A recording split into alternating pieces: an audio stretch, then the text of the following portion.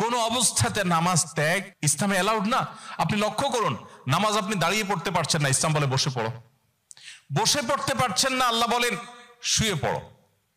শুয়ে শুয়ে আপনি হাত পা নাড়াতে পারছেন না, ইসলাম আপনাকে নির্দেশ করছে মনে মনে তুমি নামাজ আদায় করো।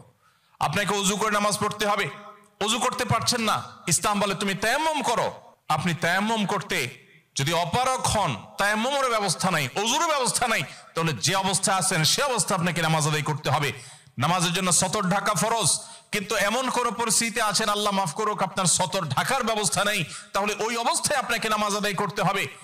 আপনি যদি এমন কোন পরিবেশে থাকেন যেখানে আপনার পবিত্র কাপড় থাকা নামাজের জন্য পূর্ব শর্ত, অথচ আপনার কাছে পবিত্র কোনো কাপড় নাই, তো ইসলাম ওই অবস্থা আপনাকে নামাজ পড়তে বলে। কেবলার দিকে ফিরে নামাজ পড়া ফরজ, কিন্তু কেবলা কোন দিকে আপনি জানেন না, জানার কোনো উপায় নাই, কাউকে জিজ্ঞেস করেও জানার ব্যবস্থা নাই, আপনার কম্পাসেরও সার্ভিস আপনার কাছে নাই, কোনোভাবে কেবলা নিরূপণ আপনি করতে পারছেন না। এই রকম পরিস্থিতিতে অনুমান করে এই দিকে কেবলা হতে পারে ধারণা করে সেই দিকে ফিরে নামাজ পড়তে হবে, তারপর আপনাকে নামাজ আদায় করতে হবে। ভাইরা আমার, নামাজের গুরুত্ব এত বেশি বুঝেছেন সাহাবা ইকরাম যে যুদ্ধের মধ্যে, রণাঙ্গনের মধ্যে পর্যন্ত তীর এসে লেগেছে পায়ে, কিন্তু নামাজ ছাড়েননি।